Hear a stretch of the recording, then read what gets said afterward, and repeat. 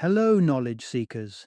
In this episode of 20-Minute Books, we delve into The Wandering Mind by Michael C. Corballis, a thought-provoking exploration of what happens in our brains when we lose focus. This engaging 2015 release illuminates the active areas of the brain during times of daydreaming and establishes the intricate links between memory, creativity, and the unappreciated rewards of letting our minds wander. Michael C. Corballis brings his extensive expertise as a psychologist and professor emeritus at the University of Auckland, New Zealand, to this insightful study. With a background in cognitive neuroscience, memory, and the evolution of language, Corballis is no stranger to probing the mysteries of the human mind, as evidenced in his prior works including A Very Short Tour of the Mind and The Recursive Mind. The Wandering Mind is a must-read for a broad audience, from those curious about the mechanics of the brain to professionals and students seeking to enhance their productivity. Artists and business people in pursuit of creativity will also find invaluable insights into harnessing the power of the mind's natural tendencies to roam. Join us as we uncover the significance of the wandering mind and its potential to unlock new realms of creativity and innovation.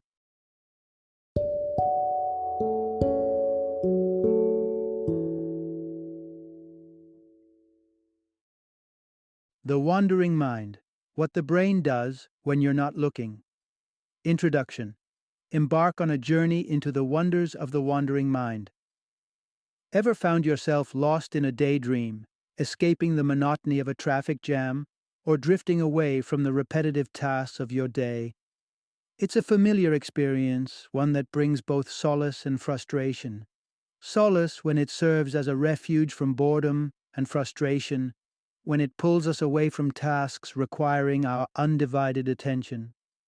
But have you ever paused to ponder why our minds tend to wander off on their own? Dive into the fascinating exploration of why our brains are wired to meander, and you might discover that this tendency isn't merely a whimsical quirk. It's an intrinsic aspect of our brain's makeup.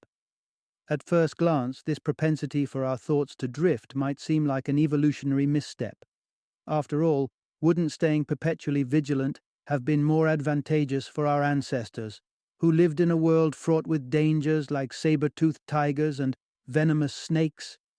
However, the journey into understanding the mind's penchant for wandering reveals unexpected benefits that far outweigh the risks associated with a less than continuous state of alertness. Throughout this exploration, several intriguing insights come to light. Discover the tale of a man trapped in an endless cycle of the present, unable to wander off into the past or the future. Unpack the unsettling truth about how some of our most treasured childhood memories could, in fact, be fallacious. Learn that venturing into the minds of others doesn't require psychic abilities, but is a journey we embark on more often than we realize. Join us as we unravel the mysteries behind the wandering mind, revealing not only why our thoughts drift, but also the extraordinary benefits hidden within this quintessential human experience. Part 1. Why a meandering mind is more than just daydreaming. Picture yourself firmly seated at your work desk, the day's objectives clearly laid out before you. Yet, despite your best efforts, your thoughts insist on taking scenic detours. If this sounds all too familiar, hold off on reprimanding yourself for not keeping a tight leash on your concentration. Your brain, it turns out, is far from idle during these moments of mental wanderlust. Intriguingly, when our minds stray, they consume almost as much energy as they do during periods of intense focus and concentration. This revelation comes with an understanding that while only specific regions of our brain gear up when we tackle tasks head-on, a whole different network springs to life when our thoughts float away. Dubbed the default mode network by neurologist Marcus Reckler. This network sprawls across various brain areas, not directly engaged in task-oriented thought processes. Imagine your brain as a vibrant small town during a major gathering in the central square. For a while, the population converges on this single point, focused and attentive. Once the gathering disperses, however, life doesn't grind to a halt. Instead, activity buzzes anew. only now it's sprinkled throughout the town. This distributed hustle and bustle reflect the lively inner workings of our mind as it wanders. Granted, a wandering mind isn't without its shortcomings. It can be a notorious thief of time, snatching moments that could be spent completing tasks or fostering direct attention. Studies even suggest links between habitual mind wandering, decreased happiness, and accelerated aging. But before we rush to judgment, it's crucial to recognize the silver lining that accompanies this mental meandering. It turns out that allowing our thoughts to drift is a cornerstone of creativity. This unanchored state paves the way for free association, enabling us to draw unique connections and unearth solutions that might have otherwise remained veiled. Consider those moments of sudden inspiration that strike in the least expected environments, like the shower or during a tranquil stroll through nature. It was on such a leisurely walk that Georges de Mestral stumbled upon the concept of Velcro, after observing how burrs clung to his clothing. As we delve deeper into the wandering mind, we'll explore the pivotal role our memories play in guiding these unscheduled cerebral excursions. Part 2. Exploring the depths of memory through mind wandering. Have you ever noticed how your mind, in its wanderings, often embarks on a journey through time? One moment you're reminiscing about a cherished childhood memory, and the next you're fretting over an upcoming commitment. This mental time travel isn't random. It intricately navigates through the three distinct layers of memory that make up the tapestry of our minds. At the foundational level, our mind dips into basic skills. It's in these moments of daydreaming you might find yourself revisiting simple but essential abilities, like walking or writing. Sometimes, the mind longs for a skill we've yet to master, like playing a musical instrument, or mourns the loss of a once fluent language. Distancing from these skills can stir feelings of discontent, illustrating the profound impact of this memory layer on our emotional well-being. Ascending to the second tier, we encounter our reservoir of knowledge. This is the realm of words we've learned, facts we've absorbed, and the richness of our experiences with people and places. It's in this space that creativity flourishes, where connections previously unseen are forged, giving rise to novel ideas or solutions. Imagine concocting a narrative set in an untraveled destination, like scaling the volcanic landscapes of Hawaii. Such is the potential of this level of memory for creative exploration. The pinnacle of this memory structure is our episodic memory, a vault of personal experiences that define who we are. These memories are vivid narratives of our life's most significant moments, imbued with personal relevance and emotional depth. However, as we age, these memories can become elusive, often requiring a trigger, like a visual cue or a familiar scent, to resurface in our consciousness. This intricate architecture of memory explains the diversity and depth of our mind's wanderings. From the fundamental skills that shape our daily existence to the rich tapestry of personal experiences that define our identity, our mind traverses these levels, weaving the fabric of our thoughts and dreams. With such a complex landscape to explore, it's no wonder our minds are prone to meandering through these layers, embarking on journeys that are as revealing as they are ubiquitous. Part 3. The intriguing puzzle of memory and its impact on mind, wandering. Retreating into a fondly remembered chapter of one's childhood can offer a comforting escape. But what if the doorway to those memories was suddenly closed? For individuals grappling with amnesia, this is more than a hypothetical scenario. It's a harsh reality. Amnesia not only obstructs the retrieval of past memories, but, in some cases, also blocks the formation of new ones, effectively anchoring individuals in a continuous present. Consider the extraordinary case of Henry Molaison, who, after undergoing a surgical procedure at the age of 27, found himself incapable of acquiring new memories. His existing memories, frozen in time before the surgery, remained accessible, but any new experience would vanish from his mind almost as quickly as it appeared.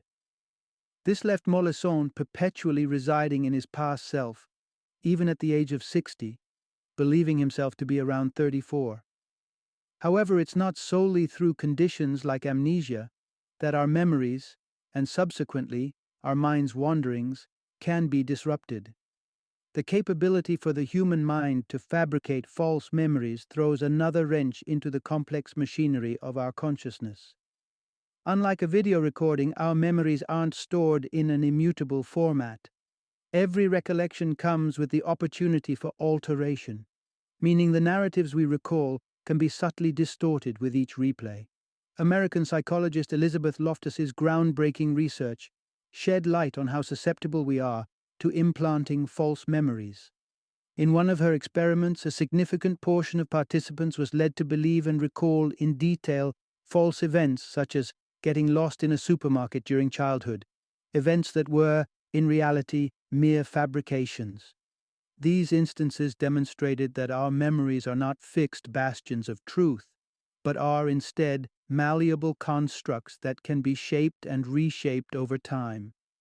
Given this fluidity, it's conceivable for our minds to wander into terrains that never truly existed outside our perception. These fabricated memories can become so vivid and entrenched that they could potentially deceive even the scrutiny of a lie detector test.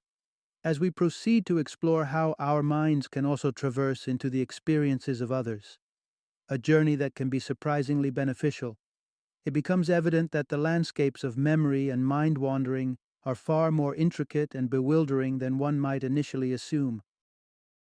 Part 4. Stepping into others' minds, beyond the realm of mysticism. Contrary to popular belief, you don't need a crystal ball or a session with a mystic to gauge the thoughts running through someone else's head. Surprisingly, our minds are adept at venturing into the mental landscapes of others, not through supernatural means, but as a result of keen observation and cultural understanding. This fascinating mental journey leverages the same cerebral circuitry responsible for our daydreams, the default mode network. Far from requiring psychic abilities, this cognitive process leans heavily on our capacity to interpret and predict the thoughts and feelings of others based on shared human experiences and social cues. A compelling demonstration of this came from a study that presented participants with a scenario. John introduces himself to Emily, boasting of his Porsche, despite only owning a Ford. The researchers posed the question: how would Emily, oblivious to car brands, react upon discovering the truth? In pondering Emily's response, the majority of participants accurately predicted that she would harbor a false impression, associating the Ford with the prestige of a Porsche. Brain scans conducted during this exercise pinpointed the activation of the default mode network, underscoring our innate ability to empathetically navigate the minds of others. This capability extends far beyond hypothetical scenarios, playing a crucial role in our everyday social exchanges.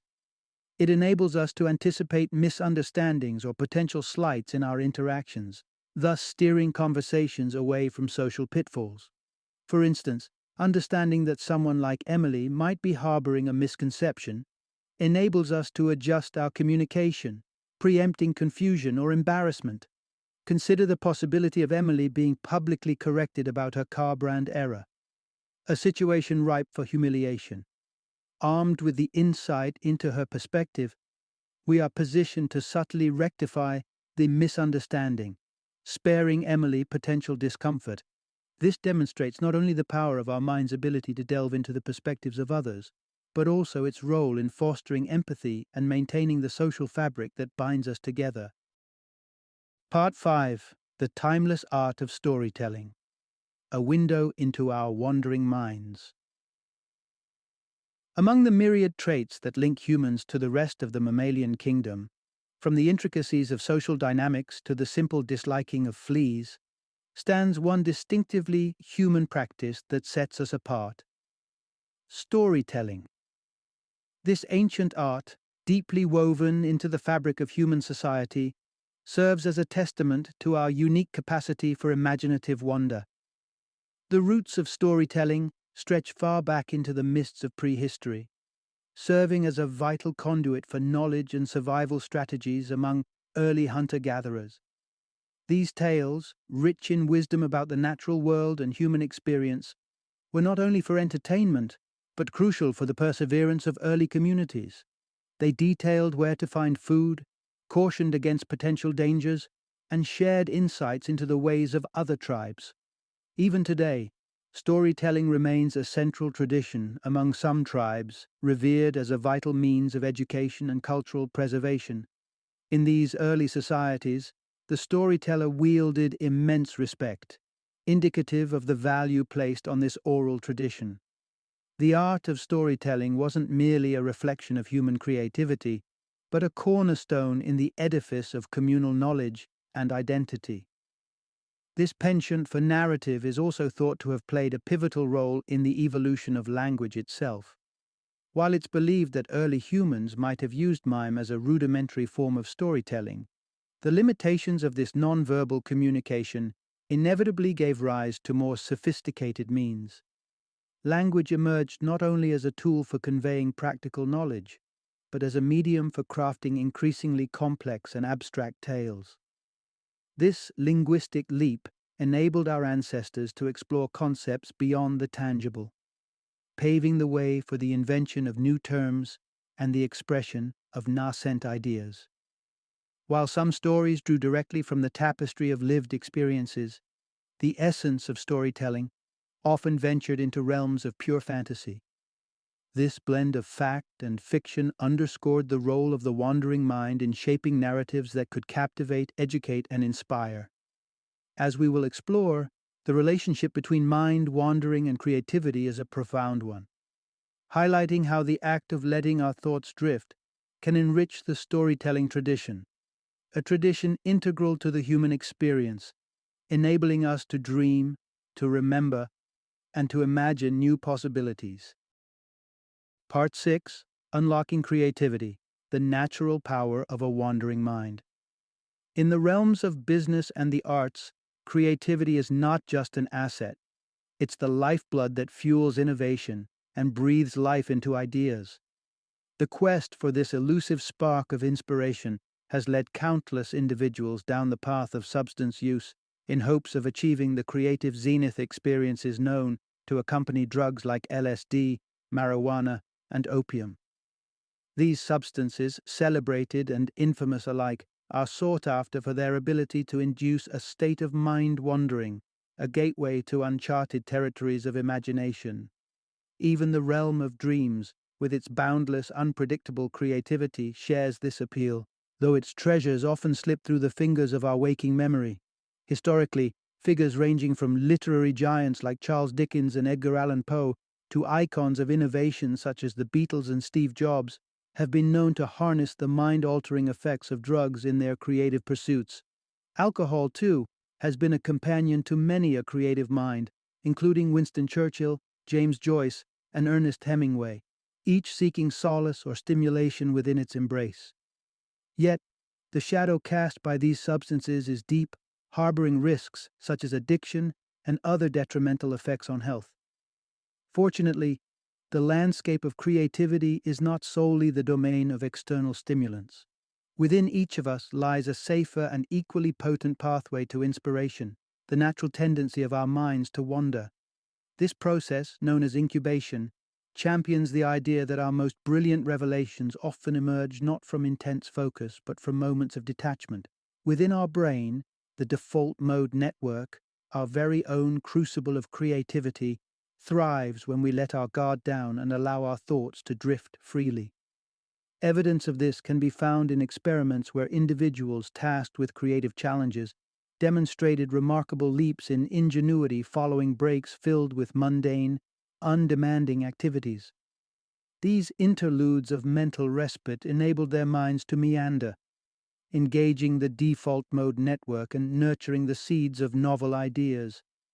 Contrastingly, participants who spent their breaks engaged in memory-intensive tasks found their return to creative pursuits stifled, their potential for innovation unrefreshed by the rejuvenating meanders of mind-wandering. Thus, the journey to creativity need not be paved with the hazards of drug use. By embracing the natural ebb and flow of our thoughts and allowing ourselves the freedom to wander, we can unlock a wellspring of inspiration.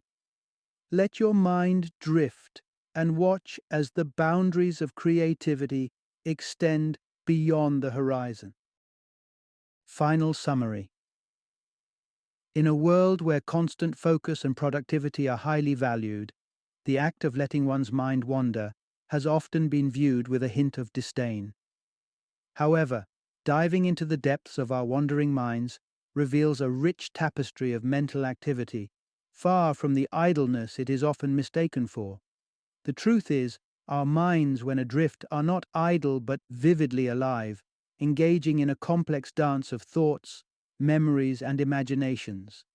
This act of mental meandering is not a lapse in productivity, but rather a source of boundless creativity and a deeper understanding of the world around us.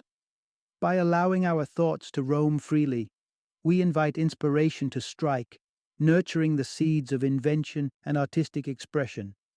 Moreover, our propensity to wander into the minds of others fosters empathy and social cohesion, enabling us to navigate the intricate web of human relationships.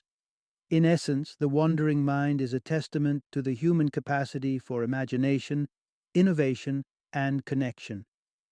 Thus, rather than stifling the natural journey our thoughts embark upon, embracing the wandering mind can unlock new realms of possibility, offering a portal to insights and innovations that lie just beyond the horizon of our focused minds.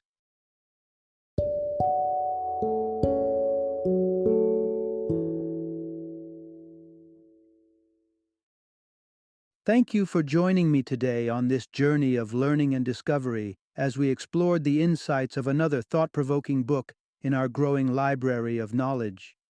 If you've enjoyed our time together, please take a moment to follow our podcast, give us a 5-star rating, and share 20-minute books with other knowledge seekers. Your support truly means a lot. Don't forget to join me again in the next episode, where we will delve into another enriching book. Until then, happy reading and happy listening.